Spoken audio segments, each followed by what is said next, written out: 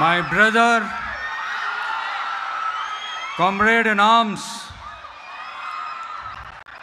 founder, Jan Suraj Party, திரு பிரசாந்த் கிஷோர் அவர்கள் இன்னைக்கு வந்து நம்மளுடைய இந்த தமிழக வெற்றி கழகத்தினுடைய 2ஆம் ஆண்டு துவக்க விழாவிற்கு சிறப்பு விருந்தினராக வந்து கலந்துக்கிட்டு பேசியது மிக்க மிக்க மகிழ்ச்சி. அவருக்கு என்னுடைய மனமார்ந்த நன்றியை தெரிவிச்சுக்கிறேன். We are an emerging primary political force in Tamil Nadu politics with a firm commitment to create history in the upcoming 2026 assembly elections of Tamil Nadu, like 1967 and 1977 assembly elections of our state. Without compromising our party's ideological principles at any cost, I am here to collaborate and work with you towards upholding the secular and democratic ideals in TN and beyond. என் நெஞ்சில் குடியிருக்கும்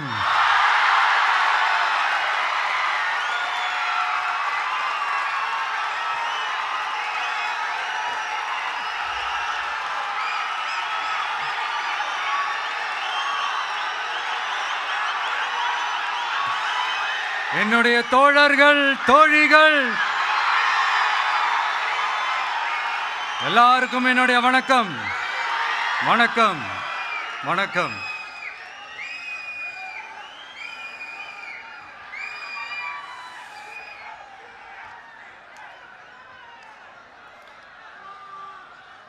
இந்த அரசியல்னாலே வேற level தான்ல.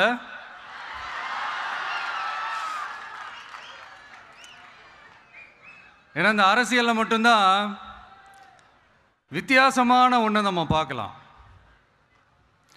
யார் யாரை எப்போ எதிர்ப்பாங்கன்னே நமக்கு தெரியாது. யார் யாரை எப்போ ஆதரிப்பாங்கன்னே நமக்கு தெரியாது. அதை கணிக்கவே முடியாது. அதனால தான் இந்த அரசியலில் மட்டும் முன்னாடிலாம் சொல்லி நம்ம கேள்விப்பட்டிருப்போம், நிரந்தர நண்பனும் நிரந்தர எதிரியும் இல்லைன்னு சொல்லுவாங்க. அரசியலுக்கு யார் வேணாலும் வரலாம், அது வந்து ஒரு ஜனநாயக உரிமைன்னு சொல்லுவாங்க. ஆனால் மக்களுக்கு ரொம்ப ரொம்ப பிடிச்சி போன ஒருத்தன் அரசியலுக்கு வரான்னா அதை கண்டிப்பாக நல்லவங்க எல்லாம் வரவேற்பாங்க. ஆனால் ஒரு சில இந்த அதிகார இல்லை அது வேணாம், ஒரு சில பேருக்கு மட்டும் கொஞ்சம் எரிச்சல் வரத்தானே செய்யும். அது இருக்கும் தானே. என்னடா இவன் திடீர்னு ஒருத்தன் என்ட்ரி கொடுத்துட்டானே, இது வரைக்கும் நாம சொன்ன பொய்யெல்லாம் நம்பிக்கிட்டு மக்கள் நமக்கு ஓட்டு போட்டுக்கிட்டு இருந்தாங்களே, ஆனால் இப்போ வந்து இவன் சொல்றதெல்லாம் பார்த்தா மக்கள் மனசுக்கு ரொம்ப நெருக்கமாக வேற இருக்குது. அதுவே நமக்கு ஒரு பெரிய நெருக்கடியாகவும் இருக்குது. இவனை என்ன பண்ணலாம், என்ன செய்யலாம், எப்படி இவனை இது பண்ணலாம், க்ளோஸ் பண்ணலாம்.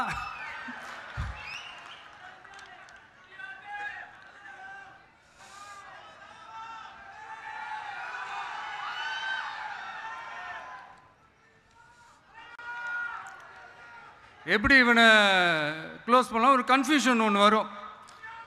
அந்த கன்ஃபியூஷனில் கத்துறதா கதறதா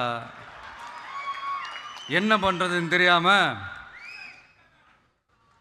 வர்றவன் போகிறவன்லாம் கட்சி ஆரம்பிக்கிறான்னு சொல்லி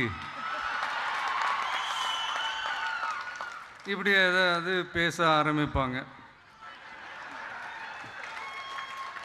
இப்போ நம்ம ஆட்சியில் இருக்கிறவங்க நமக்கு எதிராக பேசுகிறாங்க இல்லையா, அந்த மாதிரி. இப்படிப்பட்ட ஒரு அரசியல் காலத்தில் கொஞ்சம் கூட ஒரு பயம் இல்லாமல், ஒரு பதட்டம் இல்லாமல், வர்ற எதிர்ப்புகள் எல்லாத்தையும் சும்மா லெஃப்ட் ஹேண்டில் டீல் பண்ணிக்கிட்டு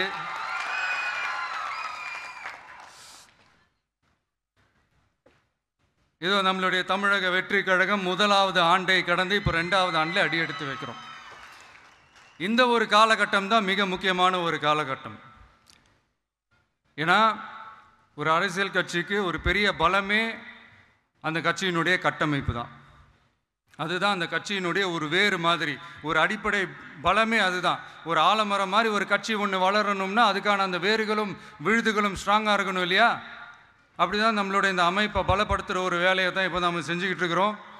தமிழ்நாடு முழுக்க மாவட்ட நிர்வாகிகள் எல்லாரையும் தேர்ந்தெடுத்து அறிவிச்சிட்ருக்கிறோம்.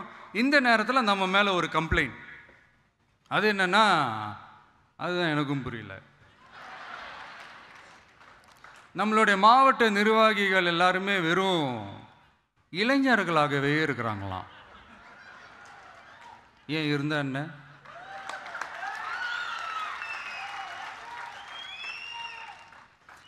அறிஞர் அண்ணா அவர்கள் கட்சி ஆரம்பிச்சப்போ அவர் பின்னாடி நின்னதும், புரட்சி தலைவர் எம்ஜிஆர் அவர்கள் கட்சி ஆரம்பிச்சப்போ அவர் பின்னாடி நின்னதும் வெறும் இளைஞர்கள் தான். அந்த இளைஞர்களால் தான் 1967லையும் 1977லையும் அந்த 2 தேர்தலையுமே ஒரு மிகப்பெரிய ஒரு வெற்றி கிடைச்சது. வரலாறு, அதுதான் வரலாறு. இப்போ அதே மாதிரி நம்ம மேலே இன்னொரு கம்ப்ளைண்ட், அது என்னன்னா, நம்மளுடைய கட்சி நிர்வாகிகள் எல்லாருமே சாதாரண குடும்பத்திலிருந்து வந்தவங்களாம். அதே தான் இங்கேயும் கேட்குறேன், ஏன் வரக்கூடாதா?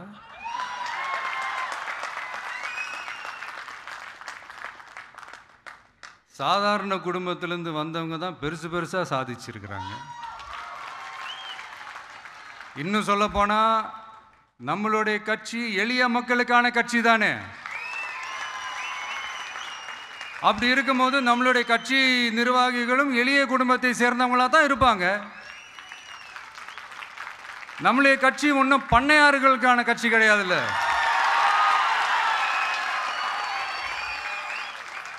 முன்னாடிலாம் அந்த காலத்தில் பண்ணையாருங்க தான் பதவியில் இருப்பாங்க. இப்போ கொஞ்சம் உள்டா மாறிடுச்சு, பதவியில் இருக்கிறவங்களாம் பண்ணையாராக மாறிடுறாங்க.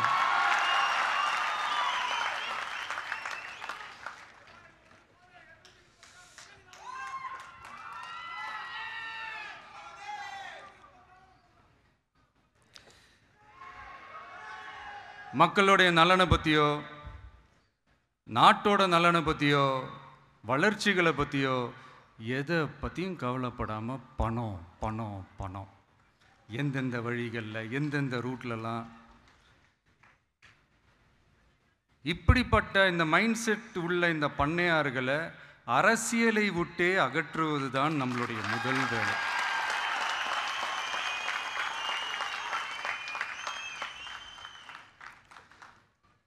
அதை ஜனநாயக முறைப்படி நம்ம செய்கிறதுக்கு தான் 2026 தேர்தலை நம்ம சந்திக்க போகிறோம்.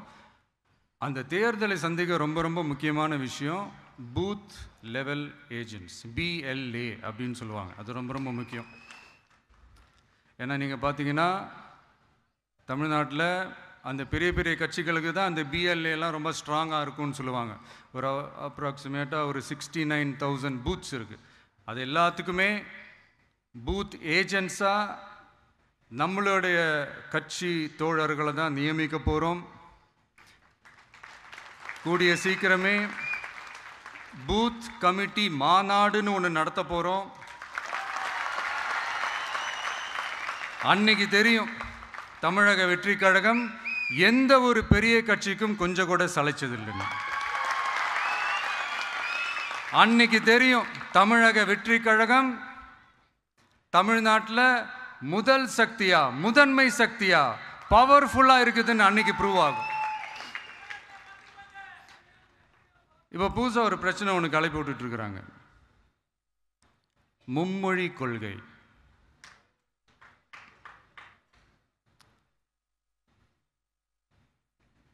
அதாவது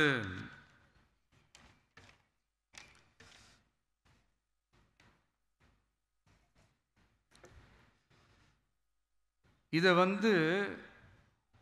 இங்கே செயல்படுத்தலைன்னா இந்த கல்விக்கான நிதியை நம்மளுடைய மாநில அரசுக்கு கொடுக்க மாட்டாங்களாம். இந்த எல்கேஜி யூகேஜி பசங்க சண்டை போட்டுப்பாங்க தெரியுமா? அந்த மாதிரி கொடுக்க வேண்டியது அவங்களோட கடமை, இங்கே இவங்க வாங்க வேண்டியது இவங்களுடைய உரிமை. ஆனால் இவங்க 2 பேரும் இங்கே எவ்வளோ சீரியஸாக ஒரு பிரச்சனை ஓடிக்கிட்டு இருக்கு. இவங்க 2 பேரும் அதாங்க நம்ம ஃபாசிசமும் நம்ம பாயாசமும், அதான் நம்ம அரசியல் இனிமையும் கொள்கை இனிமையும். 2 பேரும் என்ன பண்ணுறாங்கன்னா 2 பேரும் பேசி வச்சுக்கிட்டு இந்த செட்டிங்லாம் பண்ணி வச்சுக்கிட்டு மாற்றி மாற்றி சோஷியல் மீடியாவில் ஹேஷ்டேக் போட்டு விளையாட்டுருக்குறாங்க.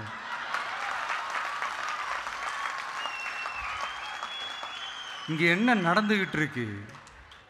அதாவது இவங்க 2 பேரும் அடிச்சுக்கிற மாதிரி அடிச்சுப்பாங்களாம். அதை நாங்கள் நம்பணுமா? மக்கள் நம்பணுமா?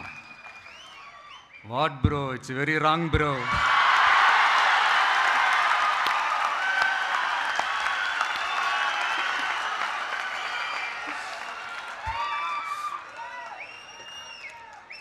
இதுக்கு நடுவில் நம்ம பசங்க உள்ள பூந்து அங்க ஒரு சம்பவம் ஒன்று பண்ணிட்டு டக்குன்னு வெளியே வந்துடுறது. டிவி கே ஃபார் டிஎன் அப்படின்னு சொல்லி. யார் சார் நீங்களா? எங்க சார் இருக்கிறீங்க? ஸ்லீப்பர் செல்ஸ் மாதிரி.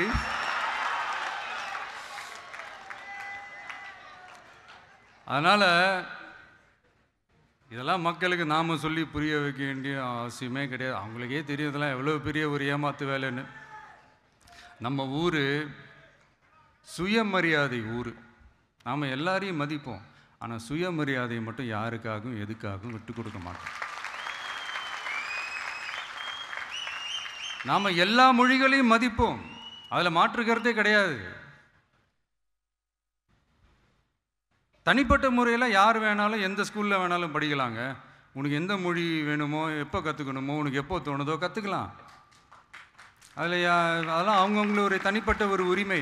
ஆனால் கூட்டாட்சி தத்துவத்தை மீறி மாநில தன்னாட்சி உரிமைக்கு எதிராக ஒரு மாநில அரசின் மொழி கொள்கையை, கல்விக் கொள்கையை கேள்விக்குறியாக்கி வேறு ஒரு மொழியை வலுக்கட்டாயமாக திணிச்சா, அதுவும் அரசியல் ரீதியாக திணிச்சா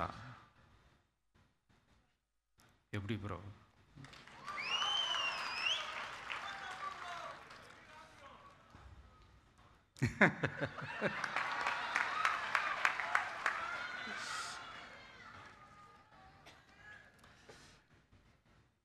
அதனால் நம்மளுடைய தமிழக வெற்றி கழகம் சார்பாக நாமளும் இந்த பொய் பிரச்சாரங்களை எல்லாம் புறம் தள்ளிவிட்டு இதை நாங்கள் உறுதியாக எதிர்ப்போம்.